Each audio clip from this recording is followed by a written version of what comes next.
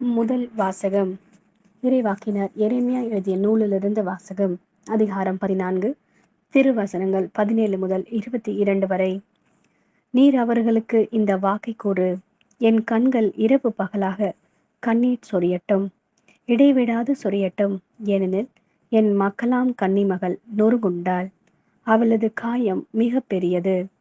வயல்வெளிகளுக்கு சென்றாள், இதோ வாளால் மடிந்தவர்கள்.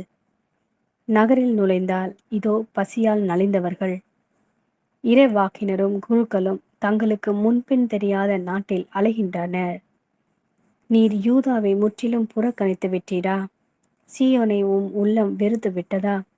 நாங்கள் குணமாக முடியாதபடி ஏன் எங்களை நொறுக்குகின்றே? நாங்கள் அமைதிக்காக காத்திருந்தோம், பயனேதும் இல்லை. நலம் பெறும் காலத்தை எதிர்பார்த்திருந்தோம், பேரச்சமே மிஞ்சியது. ஆண்டவரே, எங்கள் குற்றத்தையும் எங்கள் மூதாதையரின் தீமையையும் நாங்கள் ஏற்றுக்கொள்கிறோம். நாங்கள் உமக்கு எதிராய் பாவம் செய்தோம். உம் பெயரை முன்னிட்டு எங்களை உதறி தள்ளாதீர்.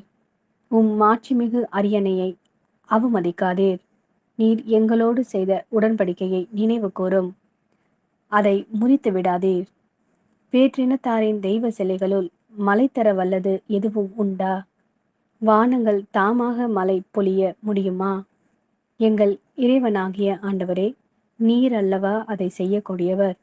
நாங்கள் உம்மையே எதிர்நோக்கியுள்ளோம், ஏனெனில் இவற்றை எல்லாம் செய்பவர் நீரே. இது ஆண்டவரின் அருள்வாக்கு. இறைவா, உமக்கு நன்றி. மத்தேயு எழுதிய நற்செய்தி. அதிகாரம் 13, திருவசனங்கள் 35 முதல் 43 வரை. நான் ஊமையல் வாயிலாக பேசுவேன், உலகத் தோற்றம் முதல் மறைந்திருப்பவற்றை விளக்குவேன் என்று இறைவாக்கினர் உரைத்தது இவ்வாறு நிறைவேறியது. அதன் பின்பு இயேசு மக்கள் கூட்டத்தினரை அனுப்பிவிட்டு வீட்டிற்குள் வந்தார். அப்போது அவருடைய சீடர்கள் அவர் அருகே வந்து, வயலில் தோன்றிய களைகள் பற்றிய ஊமையை எங்களுக்கு விளக்கி கூறும் என்றனர். அதற்கு அவர் பின்வருமாறு கூறினார்.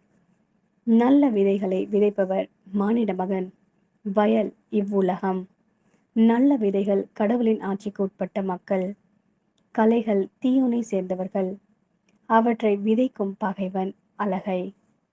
அறுவடை உலகின் முடிவு. அறுவடை செய்வோர் வானதூதர்.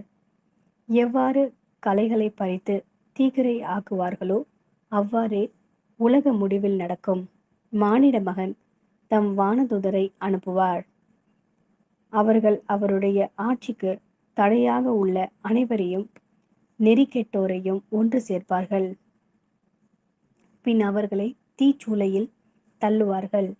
அங்கே அழுகையும் அங்கலாய்ப்பும் இருக்கும். அப்போது நேர்மையாளர் தம் தந்தையின் ஆட்சியில் கதிரவனைப் போல் ஒளி வீசுவர். கேட்க செவியுள்ளோர் கேட்கட்டும்.